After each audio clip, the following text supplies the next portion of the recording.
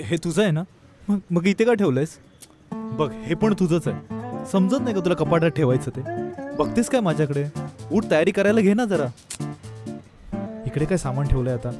हां ठीक आहे. हे काय?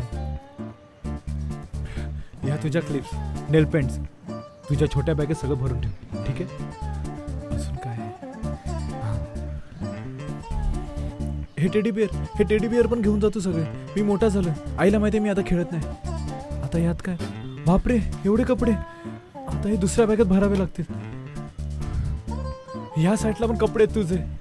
बापरे काय करायचं? एक काम करूया, या कपाटातले कपडे त्या दुसऱ्या बॅगेत भरूया. त्यात माझे कपडे आहेत ते या कपाटात ठेवूया.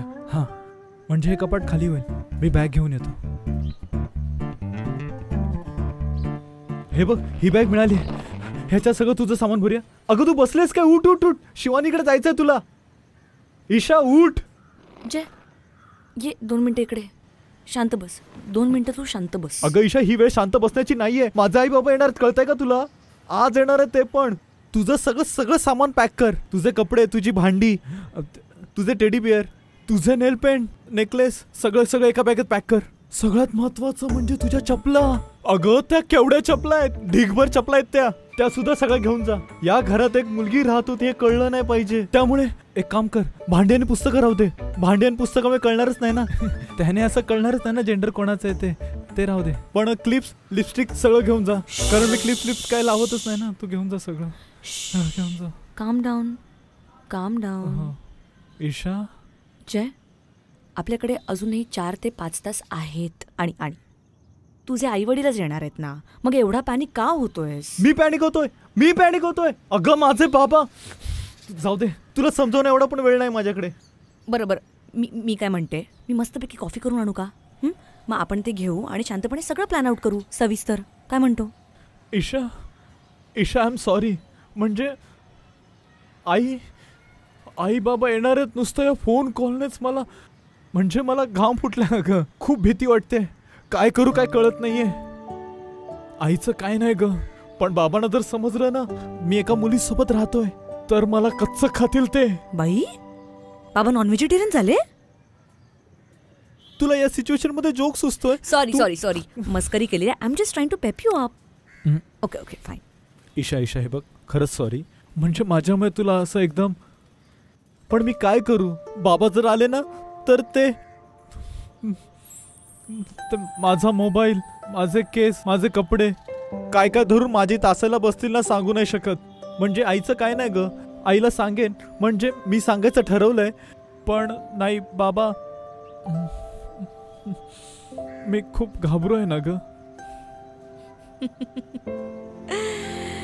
घाबरू नयेस रे. गोड इज गोड. शांत बस. कॉफी करून आणते.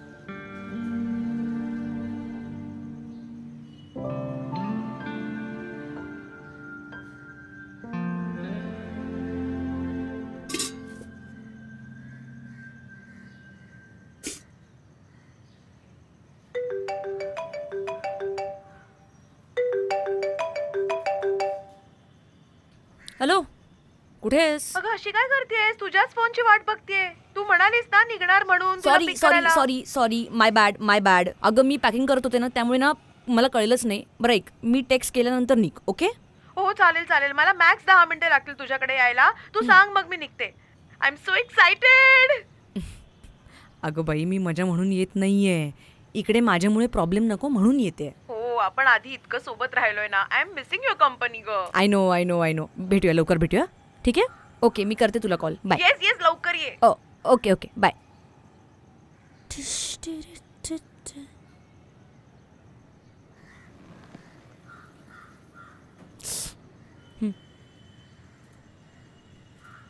थँक्यू. वेलकम.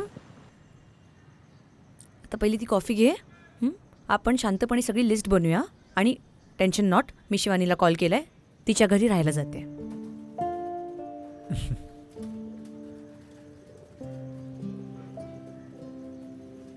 ईशा तू रागवू शकतेस माझ्यावर. कशाबद्दल? हेच की मी तुला अचानक घरातून बाहेर काढतोय. हे बघ, तू रागव, चालेल. तू ना वेडा आहेस, वेडा. मला माहित आहे की तू तुझ्या आईवडिलांना आपण एकत्र राहतोय ही गोष्ट नाही सांगितली आहेस, पण तू तुझ्या बाबांची जेवढी तारीफ केली आहेस ना त्यावरून त्यांच्यासमोर उभं राहणं असं शिक्षा टाईप्स फील होतंय. आणि त्यात तुझी मम्मा गणिताची टीचर आहे. नको बाबा, मी शांतपणे जाऊन शिवानीकडे राहते. ओके? आणि तसंही ते आल्यावर तू त्यांना सांगणारच आहेस ना आपल्याबद्दल. जय जय सांगणार आहेस ना आपल्याबद्दल? हो, आई बाबा गावी जायच्या आधी मी सांगणार. पण त्याआधी आपण रजिस्टर लग्न करूया का? म्हणजे त्यानंतर ते काहीच बोलणार नाहीत. आपलं लग्न झालं असेल ऑलरेडी. काय म्हणतेस? बाप रे, घे कॉफी, घे, गार होईल. गरम आहे.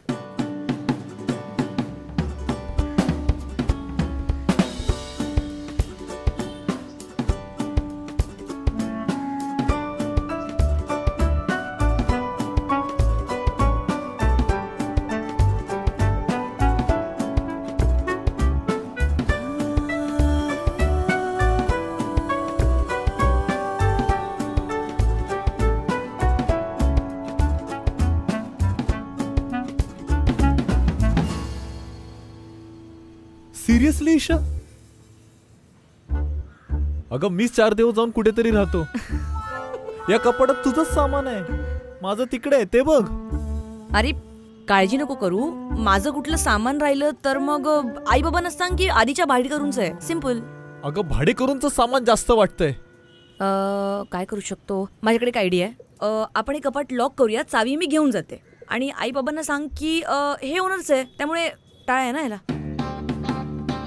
ही चांगली आयडिया, असंच करूया.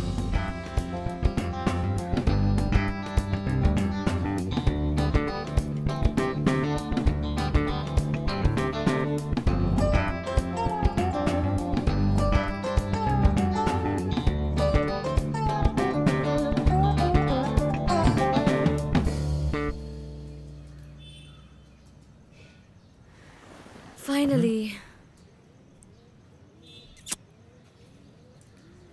माझ्या पॅकिंगच्या निमित्ताने घर आवरून झालं. नाहीतर तुझ्या बाबांनी तुझा हा सगळा पसारा पाहिला असता ना तर तुला बांबूने फटकेच दिले असते. खरंय.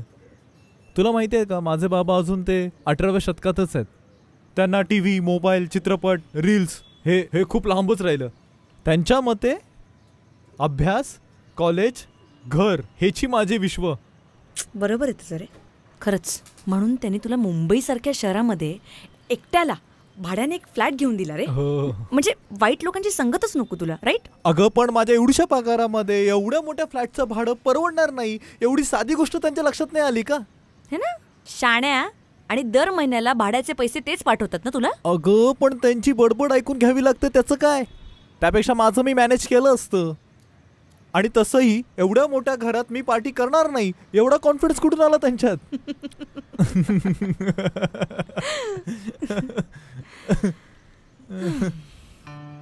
कमाल. ईशा,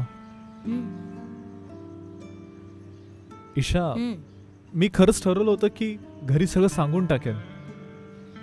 पण आई बाबांच्या अशा सरप्राईज व्हिजिटमुळे मी गोंधळून गेलोय ग. तू अजिबात काळजी करू नकोस. हे बघ, तुझे आई वडील आता 2 ते 3 वर्षाने इथे येत आहेत. सो कदाचित ते जास्त वेळ सुद्धा राहतील. राहू दे, काही प्रॉब्लेम नाहीये.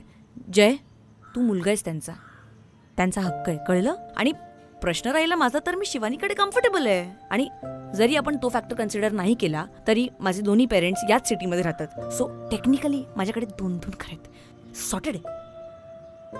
हो, पण मला पण लपवून न ठेवायचं हे. मी तुला घरी बोलवेन, तू पण तुझ्या आईबाबांना सांगून ठेव. आपण लग्नाचं काय ते ठरवूनच टाकू. अरे माझ्या आई वडिलांना काहीच प्रॉब्लेम नाहीये. त्यांना माहिती आहे की आपण लिव्ह इन मध्ये आहोत. आणि प्रश्न राहिला लग्नाचा ना, तर त्यांचं असं म्हणणं आहे की मी माझा डिसिजन घेण्या इतपत इंडिपेंडेंट आहे. सो माझं सगळं सॉर्टेड आहे. सॉलिड आहे तुझे आई बाबा. तू पण सॉलिड आहेस. मला खूप भूक लागली का? तू मॅगी खाणार? मी बनवतो. नाही मला नको. एक काम कर, तू खा. काही राहिलंय का मी चेक करते. ठीक आहे.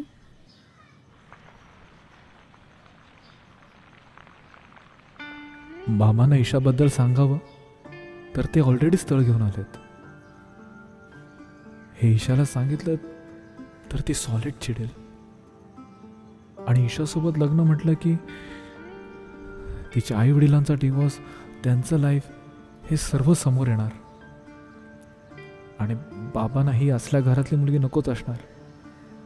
त्यांना सुसंस्कृत वगैरे घरातली मुलगी हवी. शाळेला डोकंच फिरतंय नुसतं विचार करून. नको नको आता हा विचार.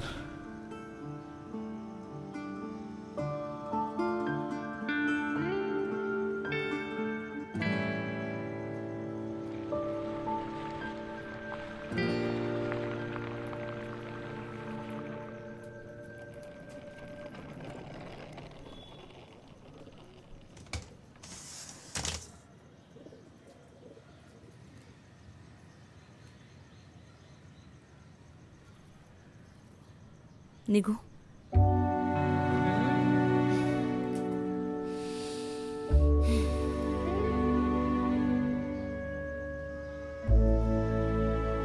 अरे आय विल मिस यू.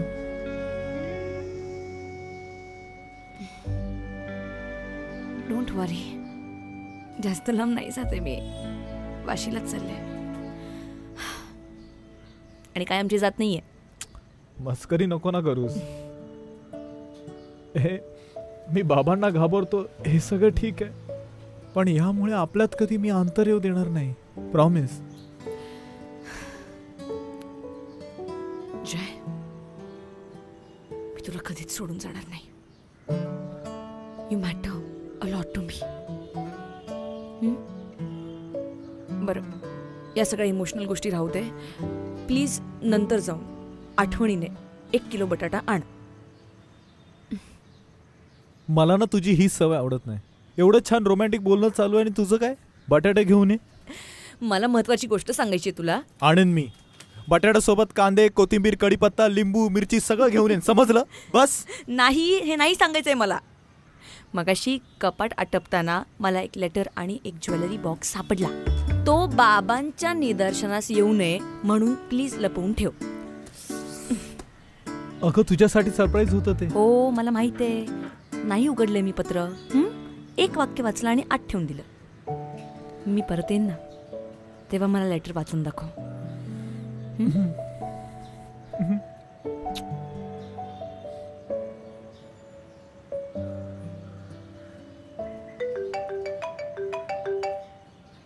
हे बघ आली. हॅलो, आलीस तू? हो हो हो, मी उतरते. आले आले. चलो, I go and love you. थांब, मी येतो सोड. नाही नाही, अजिबात नाही, अजिबात नाही. आपल्याला इमोशनल ड्रामेच नको आहेत. ऐक माझं, ऐक. आवरून ठेव. अरे आंघोळ नाही केलीस सकाळपासून. बाबांना पिकअप करायला असं जाणार आहेस का? नको, बाबा शाळा घेतील. Please please please. बाय.